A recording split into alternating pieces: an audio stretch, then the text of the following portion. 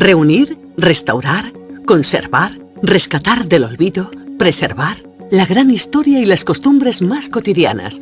Detrás de cada colección hay una sensibilidad especial, sentido del deber, constancia y un mar de anécdotas e historias dignas de escuchar. Bienvenidos a Todo Colección, el podcast de los muy ilustres coleccionistas. Historia del azul. Entre el verde y el violeta, el azul forma parte de los colores primarios. El azul marino transmite la estabilidad y profundidad del cielo y el mar. Es más, el celeste refiere a lo sagrado, inmortal y poderoso. Tranquilidad, protección, salud, generosidad, innovación. De hecho, en 1999 fue declarado el color del nuevo milenio. Pero la historia del azul en las artes viene de mucho más atrás. ¿Cómo no? Desde Egipto. El azul egipcio está considerado el primer pigmento de antes del año 2000 a.C. La afición de los egipcios es piramidal. El lapislázuli fue muy utilizado en joyas y otras fórmulas para pintar cerámica, esculturas y tumbas de faraones. Su popularidad alcanzó los tiempos de la Roma imperial y el azul ultramar data del siglo VI y fue tan solicitado como desorbitadamente caro durante el Renacimiento italiano. El azul cobalto, también popular entre los siglos XIII y XIX, está presente en la joyería y cerámica china. Una versión más accesible del azul, basada en la albúmina, fue descubierta en el año 1808 por el químico Louis-Jacques Thénard, un color muy del gusto de pintores como Turner o Van Gogh. El índigo es otra tonalidad de azul que se extraía de una planta. Cuando se sintetizó por pura química en 1880, se hizo muy popular en Inglaterra. En cambio, la Marina Real Británica prefería el azul marino casi negro desde el año 1748. Es en 1842 cuando el azul Prusia impera. Por accidente, Jacob Diesbach consiguió el azul más económico que desde entonces está asociado a las clases trabajadoras. Monos de trabajo, chaquetas de fontaneros, copias de planos y también la época azul de Picasso. Y por supuesto, a las chapas esmaltadas, también presentes en los callejeros, a cuyo coleccionismo dedicamos el episodio de hoy. Estás escuchando Todo Colección, el podcast de los muy ilustres coleccionistas. El episodio 55, en numeral 55, viene con efecto Doppler. En astronomía, el efecto Doppler se utiliza para calcular la velocidad a la que las estrellas se alejan o, en este caso, se acercan a la Tierra. Nos acompaña Nacho Álvaro, Patillas DJ, de Efecto Doppler y otras hierbas en Radio 3, un invitado estelar con el que vamos a conversar acerca de carteles esmaltados y otros coleccionismos vintage. Bienvenido al podcast del coleccionista de Todo Colección. Muchísimas gracias, Ignacio, es un placer. Nacho, ¿cómo caíste en esto del coleccionismo? Bueno, la verdad es que yo creo que algo genético tiene que haber en este sentido, porque mis padres y yo vivimos en la zona de Embajadores, es decir, muy cerquita del Rastro. Entonces, de pequeñito, mi madre, ya en el carrito, me iba dando esos garbeos de rigor cada domingo, parar entre puestos, entre chamarileros, etcétera. Y luego ya, a medida que iba creciendo, pero creciendo de forma relativa, es decir, te estoy hablando a lo mejor con 4, con 5 años, en ningún momento con afán coleccionista, porque ni siquiera sabría decir qué era eso en aquel instante. Pero bueno, por ejemplo, yo me acuerdo de las cabalgatas de Reyes, cuando tiraban los caramelos, me los comía evidentemente con mucho gusto, pero después iba almacenando en un cajoncito que yo tenía todos los papeles de esos caramelos, porque muchas veces eran de marcas comerciales que los patrocinaban. Entonces, bueno, pues ese logotipo o esos colores que tenían esos papeles me llamaban mucho la atención. También es cierto que me daba lástima, me daba pena tirarlos, entonces iba acumulando. A partir de ahí, bueno, llaveros también me han gustado muchísimo. Cuando era pequeño, mi padre siempre traía llaveros de diferentes marcas con las que trabajaba, o lapiceros, gomas de borrar, bolígrafos de recuerdo de ciudades, de museos. Es decir, yo creo que más o menos de alguna manera sí he estado relacionado con el coleccionismo, al principio de forma inconsciente, y a medida que ya iba forjando mi personalidad, e iba creciendo de forma ya completamente consciente. Entonces, ¿caer en el coleccionismo? Pues yo creo en ese sentido de toda la vida. Tienes pedigrí, porque eso del rastro por los regueros de sangre de un matadero y ribera de curtidores, un ambientillo de toma y daca. Ojalá vuelva. Desde luego que sí, de momento, bueno, a ver cuándo puede regresar todo a su ser. De todas formas, aún así los domingos en el rastro todavía no son lo que eran. Ahora está al 50% de aforo en cuanto a puestos. Bien es verdad que las tiendas físicas, los locales, sí han estado abiertos, siguen estando abiertos, pero claro, a mí lo que me gusta es ese coleccionismo y esa búsqueda de ensuciarte las manos, de unos precios asequibles, de un regateo, que son precisamente esos puestos de quincalla los que te pueden ofrecer ese tipo de relación y todavía no están al 100%. Pero bueno, yo confío que dentro de poquito ya vamos a volver a tener el rastro en pleno funcionamiento, a pleno rendimiento, y ojalá que sea cuanto antes. Así sea. Entramos en materia. Chapas esmaltadas. ¿Cómo te interesaste? Pues mira, esto sí que lo tengo muy claro. Fue también a raíz de un familiar, un primo de mi madre. Un día estábamos yendo a su casa, íbamos a ver su casa, y veo que en una pared tiene una placa esmaltada de una compañía aseguradora, y en otra habitación tiene una chapa esmaltada de Michelin, el típico cuadro de presiones, con Vivendum, ahí de pie, flamante, con la manguera de aire y un neumático bien hinchado. Tenía diferentes anuncios, también tenía cajas, tenía, bueno, pues diferentes detalles que me llamaron mucho la atención, pero yo sobre todo me quedé con la copla de esos carteles esmaltados. En este caso esmaltados, porque mi primo es cierto que lo que tiene es todo de esmalte. A partir de ese momento, pues yo tendría 15 años aproximadamente y mi primera búsqueda, sí o sí, no sé por qué, pero yo quería tener la placa de una calle de Madrid. Entonces era la figura, la captura que tenía entre ceja y ceja cada domingo, hasta que por fin me compré el primer letrero esmaltado de una calle de Madrid, la calle del Carnero, precisamente, que es una de las calles del laberinto del rastro. Y fíjate, no fue especialmente cara y sin embargo es el primer modelo esmaltado de calles que se fabricaron.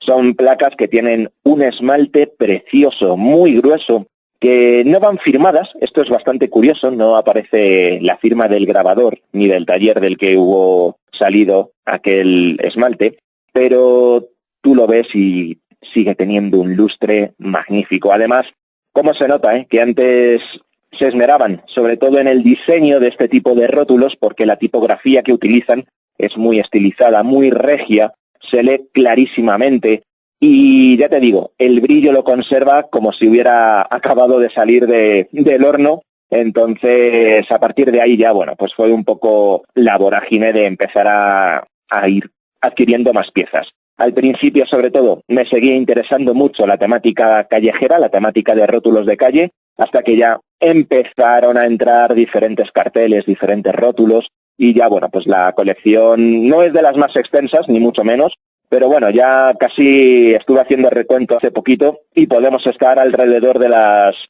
175 piezas fácilmente. Como decía Josefas de Colefas, padeces coleccionismo. Llevas una compilación metódica, tu caso es más allá que decorar con una placa bonita.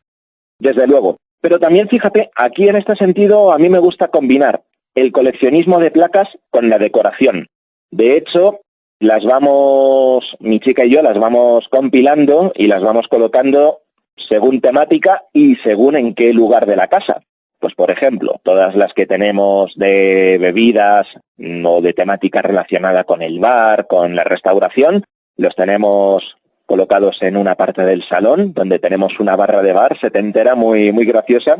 Entonces ese rinconcito lo tenemos pues con carteles de Sprite, con carteles de los refrescos Misión, de la cerveza Victoria, porque ella es malagueña, entonces también teníamos que encontrar algún cartel, en este caso litografiado de esa cerveza tan característica, el típico cartel... Ha adelgazado el personaje, sí, qué raro. El alemán ya está estilizado, es como Vivendum también, a mí antes me caían más simpáticos siendo más rollizos, ahora los veo que están, vamos, en forma, pero bueno, y ya te digo, bueno, pues en ese sentido hacemos una combinación entre colección y decoración.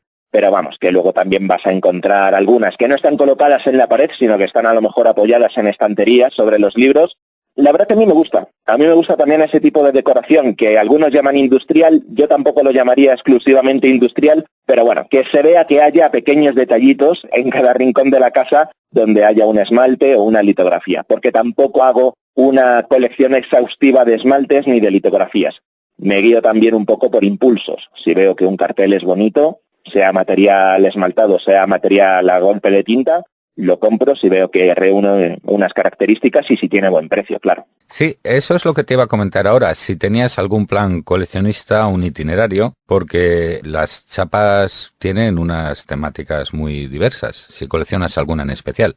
Pues mira, aparte de las calles, que ese tema ya lo tengo bastante zanjado, me interesan mucho, y yo creo que comparto ese interés con un montón de coleccionistas, las placas esmaltadas blancas características que se ponían en los portales, donde se indica el nombre, un nombre propio, y el oficio, la profesión que desempeñaban. Pues fulanito de tal, podólogo, fulanito de tal, profesor de música, médico, comadrona. Ese tipo de carteles me gustan mucho, me resultan muy interesantes, primero porque podemos encontrar incluso ya una serie de oficios que a día de hoy no se desarrollan, han caído completamente en el olvido, que ya no tienen, pues eso, más recorrido. Y luego también me interesa muchísimo la tipografía que se empleaba en este tipo de carteles. Estaban pensados para colocarse de cara al público, pues eso, en un portal o en un descansillo. Entonces ahí ves un esmero por parte de el artesano que iba haciendo esas placas, esos carteles,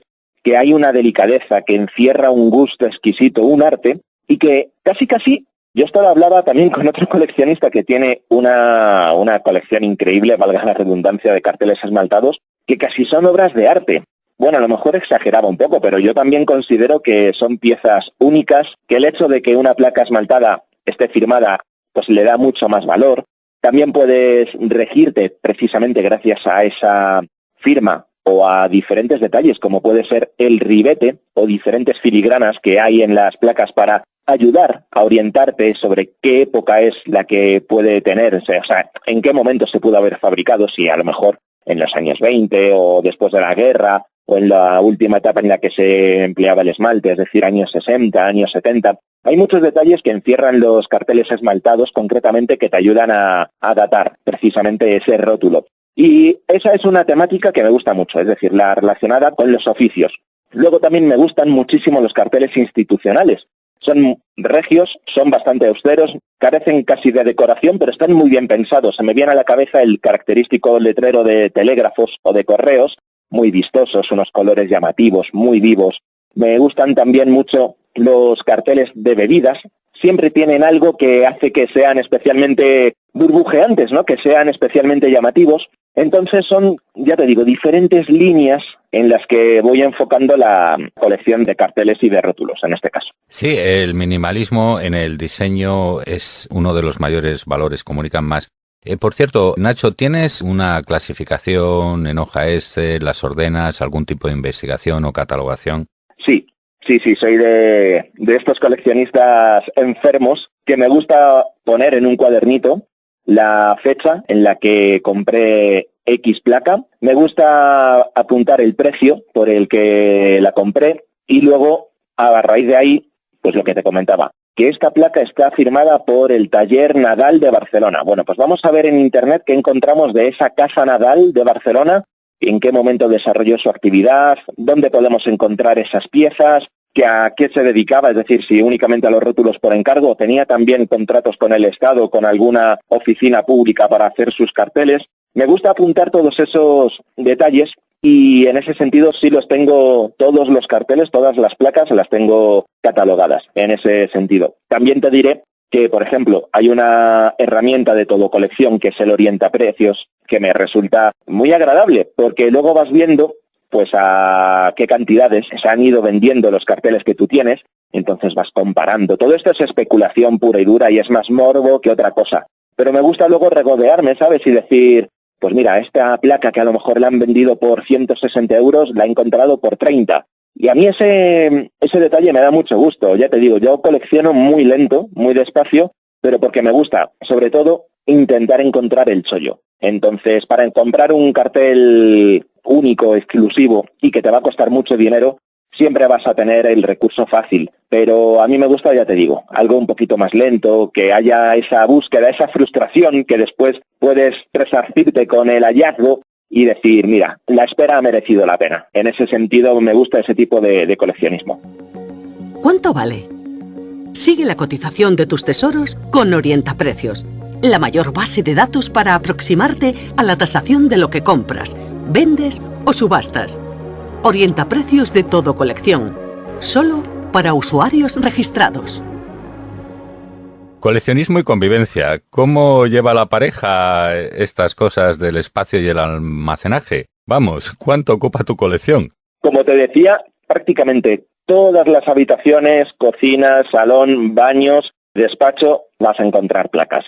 Es cierto que a mi chica le gustan, comparto ese gusto con ella y es una ventaja absoluta, no te lo voy a negar, pero también es verdad que cada vez que llega un paquete a casa o llego a casa con un paquete debajo del brazo o con alguna bolsa donde sobresalen ya las esquinas de un cartel nuevo, me dice, pero otra vez, tío, vas a traer otro más, pero si ya tienes 50 como esos. Y bueno, es que como este en concreto, ¿no? Porque mira, hay una diferencia en la tipografía, en el diseño o es de otro fabricante. Al principio le cuesta, pero luego a ella también le gusta y yo creo que, vamos, lo compartimos. Es también un poquito esa sal, que no sea todo tan fácil, ya te digo. Eso debe ser que también soy del Atleti y me gustan las cosas trabajadas, esforzadas, pero vamos, en ese sentido lo llevamos muy bien. Ella tiene también ese gusto por esta, entre comillas, enfermedad mía, por la colección, pero sí, lo llevamos sin ningún tipo de problema. Hombre, nos hacemos cargo porque en lo relativo a las tipografías se hacían además artesanalmente y las tiradas cambiaban.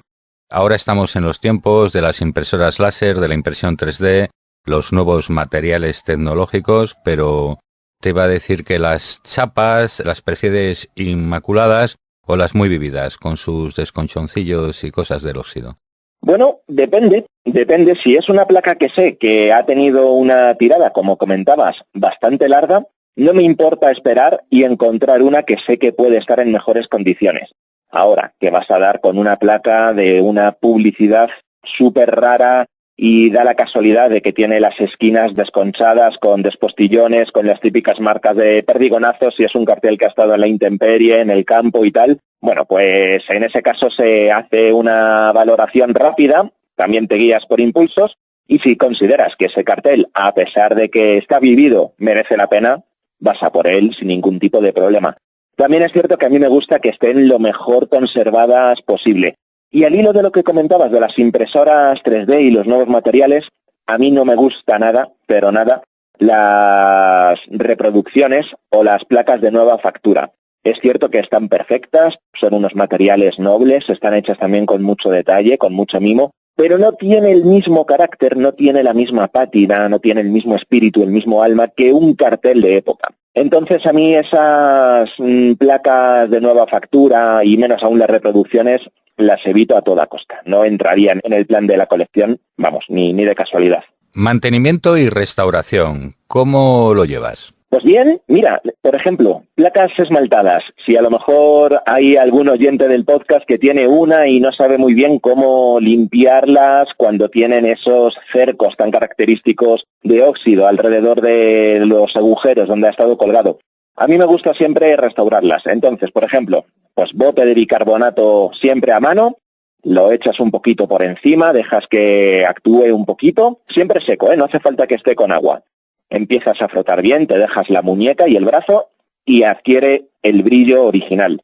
Luego, los despostillones, es imposible restaurar eso. Entonces, bueno, pues si es una placa chiquitita, que tampoco tiene mucho valor, que te da igual experimentar con ella, pues un poquito de Titan Lux, esmalte sintético, esmaltado blanco de toda la vida, por ejemplo, pues pruebas un poquito, haces tus inventos, haces tu laboratorio, y si es un despostillón chiquitito, va a quedar bien. Si no, déjalo tal y como está, porque también pasa una cosa, las restauraciones no siempre son buenas. Una restauración, evidentemente, resta valor a la pieza original, entonces si es una cosita nimia, adelante. Yo incluso te animo a que intentes experimentar esa pequeñita restauración. Si es una cosa grande, déjala, tú tranquilo, porque también así tiene también mucho más carácter, es lo que decíamos antes. Es una placa que tiene vida, que te puede contar una historia, y es mejor mantenerla con sus cicatrices, queda más bonita así. Piezas a la vista, carteles a los que les hayas echado el ojo aquí en Todo Colección, porque en la sección de carteles antiguos, chapas y espejos esmaltados y litografiados hay más de 13.000 lotes, en venta y en subasta. Desde luego, y ahí también me guío por una herramienta que tenéis, que es la pestañita de seguimientos. Pues en esa lista de deseos puedo tener casi 200 y pico artículos golosos que me gustaría tener. Pero fíjate, pues mira, ahora hay un cartel, es un cartel bastante nuevo, relativamente, es de los años 60, 70, del Patronato de Apuestas Mutuas Deportivas, la quiniela de toda la vida, que se anuncia con 3 aros, con los colores de la bandera de España. Es un cartel muy sencillo, menos es más, como comentábamos antes en el diseño, y he visto alguno por ahí que se puede comprar a buen precio, y en cuanto vea la oportunidad yo creo que ese va a ser el próximo cartel que añada a la colección. Si eres coleccionista, caerás en nuestras redes. Sigue la actualidad y los lotes más curiosos en los perfiles de Todo Colección en Facebook, Twitter, Pinterest, Instagram y canal YouTube de Todo Colección. Aprovecho para saludar a los oyentes iberoamericanos que nos escuchan y nos dejan amables comentarios. ¿Estás interesado también en otros elementos esmaltados como tazas, platos, el menaje esmaltado? ¿Son herederos de la Revolución Industrial? Sí, o sea, tienen muchísimo interés y de hecho, bueno, en casa de mi abuela seguimos teniendo un montón de menaje de esmalte, pues desde ollas a tacitas. Sin embargo, no, yo creo que afortunadamente, porque si no ya se me iría de las manos, no me he fijado en ellos. De momento voy a la rotulación, a los carteles, las placas y poco más. Pero eso sí, no dejan de tener una estética, un gusto exquisito y además que son muy bonitos también, incluso como mera decoración son deliciosos. Pero no, de momento el esmalte solamente en cartel, que no es poco.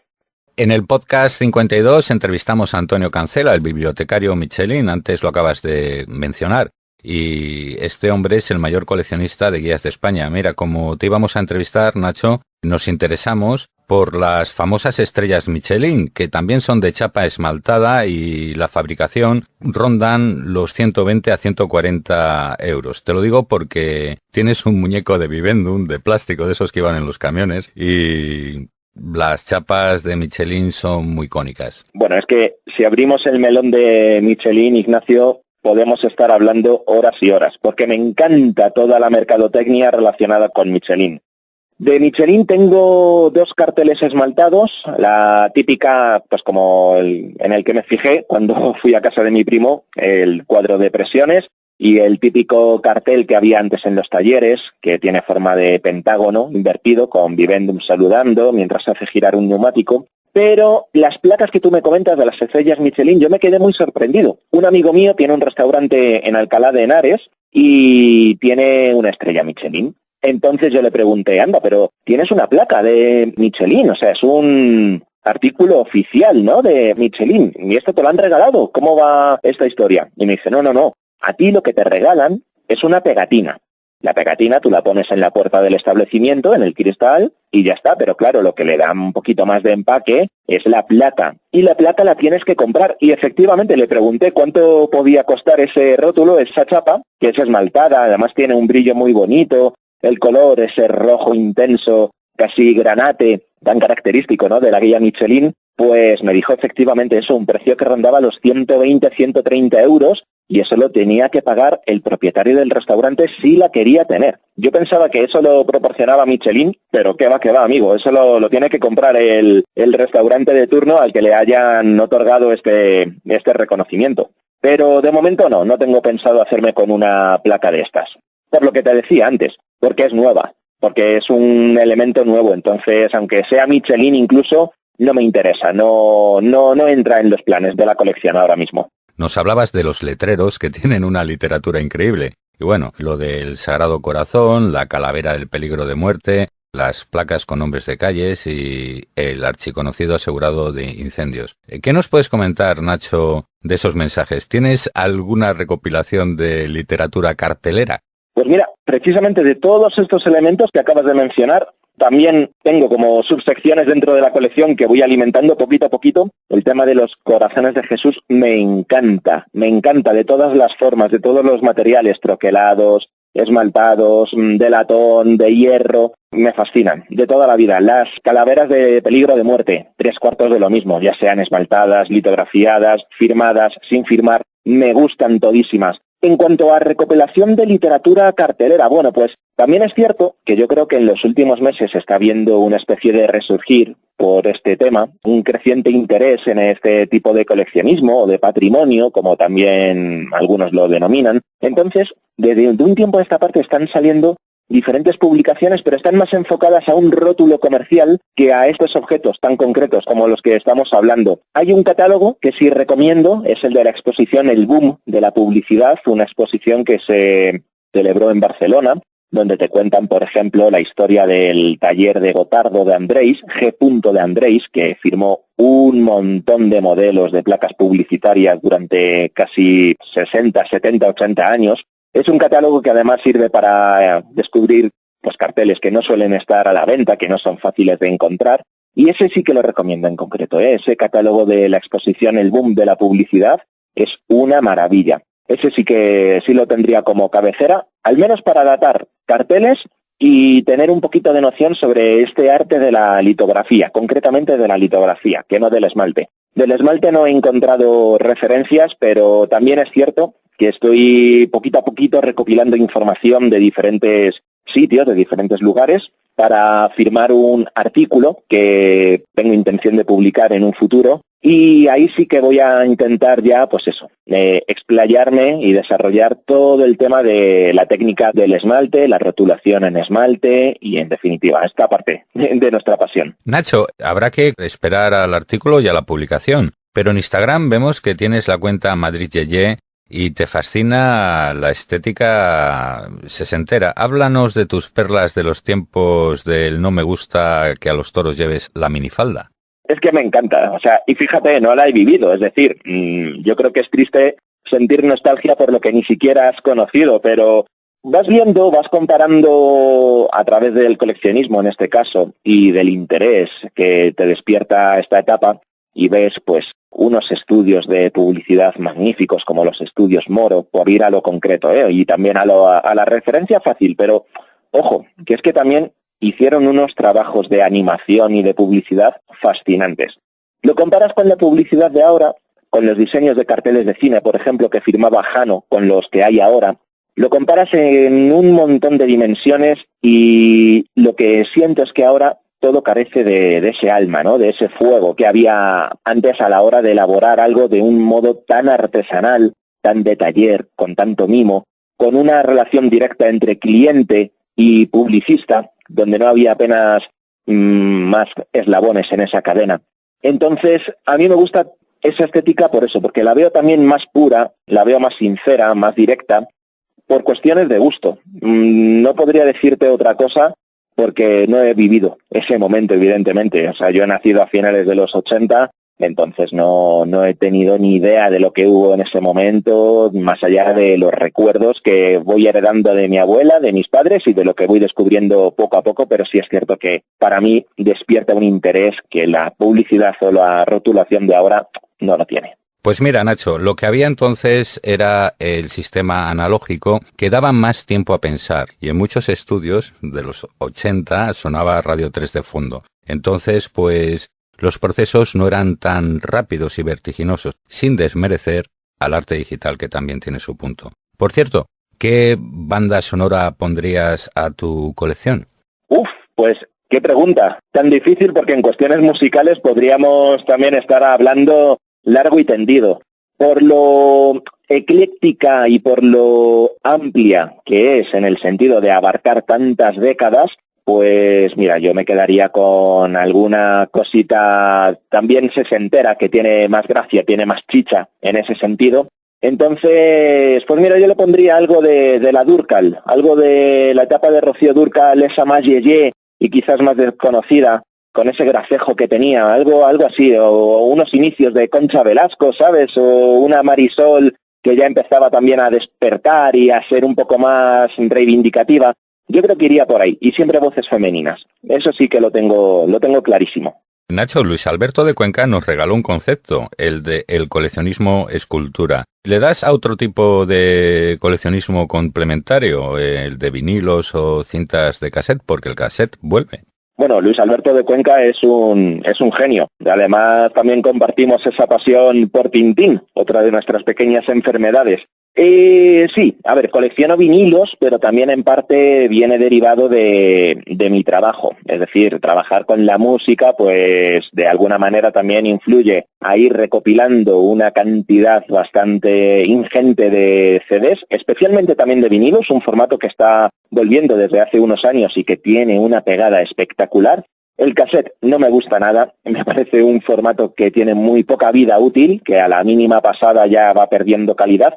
Pero en cuestión de vinilos sí, colecciono vinilos, me gusta mucho el vinilo de edición española en concreto.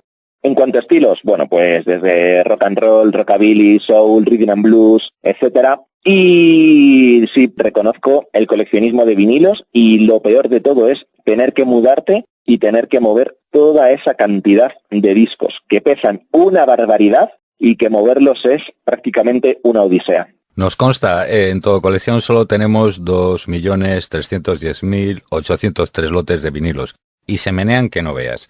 Por cierto, ¿cómo ves la afición del coleccionismo entre las generaciones más jóvenes como la tuya? ¿Ves que genera el coleccionismo interés? Bueno, a ver, depende también de qué coleccionismo. Por ejemplo, en el coleccionismo musical sí veo que hay sangre nueva, afortunadamente, que hay chavales que acompañan a los padres y que ellos, los peques, se van interesando por tener tal o cual disco, y es algo que a mí siempre me gusta.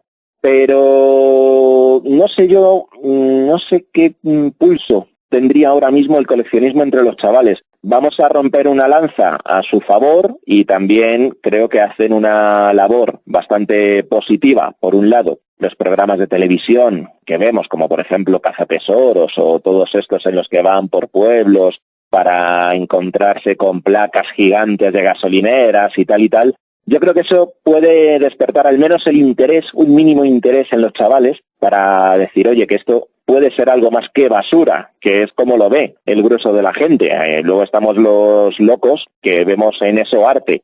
Pero yo creo que puede ser un buen momento, ¿Por qué digo que es una parte buena? Porque yo creo que también este tipo de programas de televisión tiene una parte mala, que es precisamente toda esa especulación que generan.